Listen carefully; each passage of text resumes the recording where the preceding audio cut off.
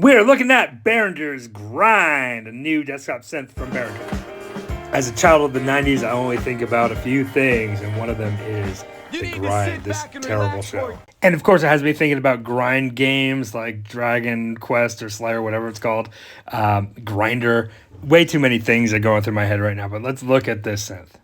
I had a little credit with Tommen, so I found this synth that seems like it can do it all.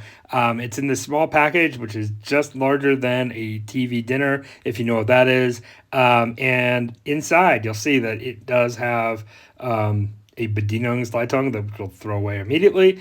Power supply, that's good. It's actually going to work. And of course, the device itself. And taking the device out of the container, it does feel very substantial. It has patch cables, which is great. We'll put those off to the side for now. And honestly, I'm pretty impressed with the weight of this compared to other Behringer devices. And getting through this prophylactic layer of plastic is pretty wild. So I had to bring out my my commando knife there to do it. But let's see what this thing looks like. So Behringer's made a fuck ton of these things. There's a menagerie of desktop synths, like the cat, the wasp, the capybara. I don't know. There's so many of them.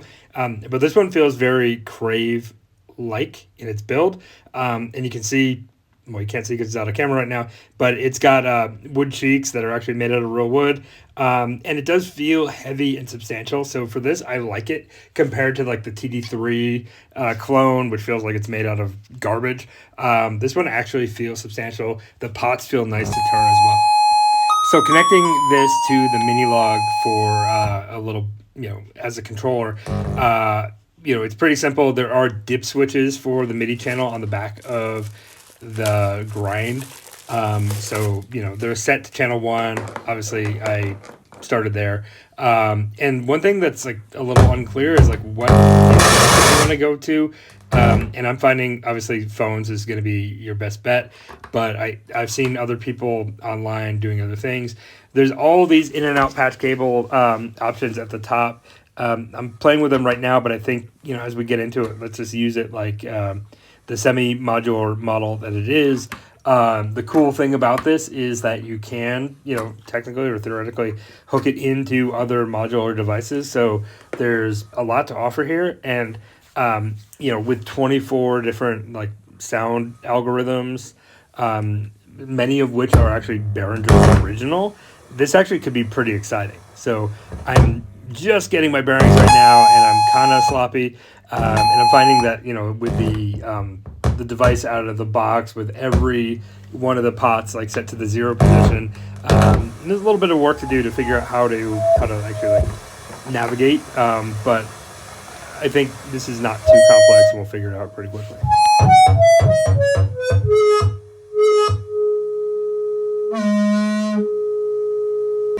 So now that we've tamed the grinder, now we can see some of the things it can do. The buttons at the top allow us to switch between those different waveforms or algorithms, whatever they are, that are set for us. And they're in a few different banks. So there's you can select the left button and the right button to rotate through them.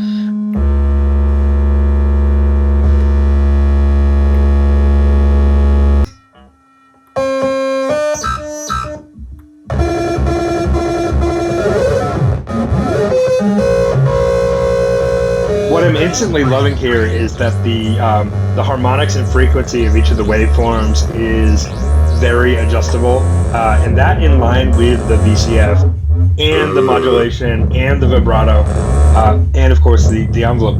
Do feel like we can get a lot out of this. I am very much at the start, but finding it to be quite exciting.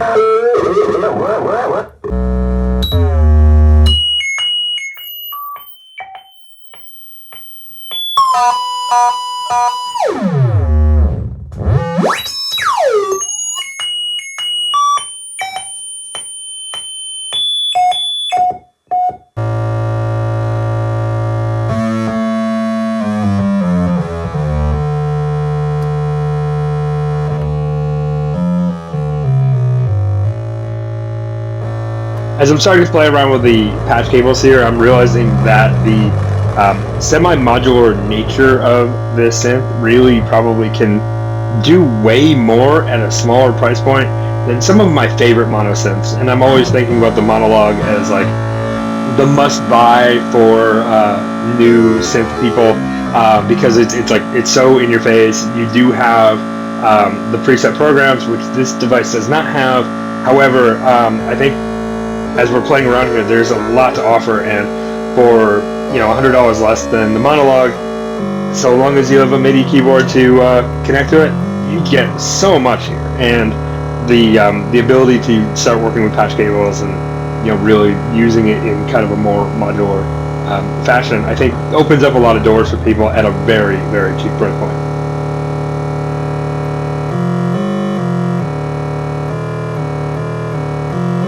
So you can see how the keys on the step sequencer also operate like a keyboard, giving you one octave to play with.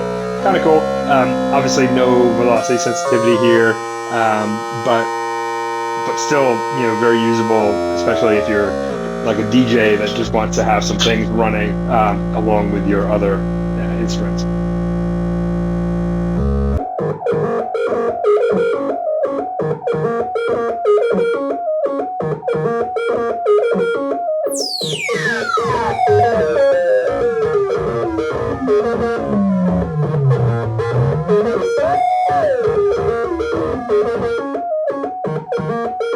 So what I really want to get excited about and want to just say is like the range on the VCF, on the vibrato, on the modulation, even on the oscillator, just seems so much more dynamic than even instruments I love like the Monologue and Minilog. To the point where like I'm no electronics expert, so I don't know what are the hertz ranges and all that. Like I'm totally speaking out of school there, but I do feel like this gives you so much opportunity to really explore what can mono synth feel like for so little money that I would put this in like the should buy category right along with things like the Monologue. So if you're starting out, you don't have a lot of room, you want to carry things around in your 1990s over the knee cargo shorts like that dude from the Grind, this thing is for you because it will like fit in those stupid pockets. I think I'm gonna leave it here for now. I definitely love this thing, and find myself thinking about it and coming back to it since I've opened up that box a few days ago. So I'm going to learn more. We're definitely going to go through the step sequence in a future episode, and we'll probably talk more about some of the cool things this can do at a later date. So sorry for talking. I'm going to let this play out for a little bit so you can just hear what it can do.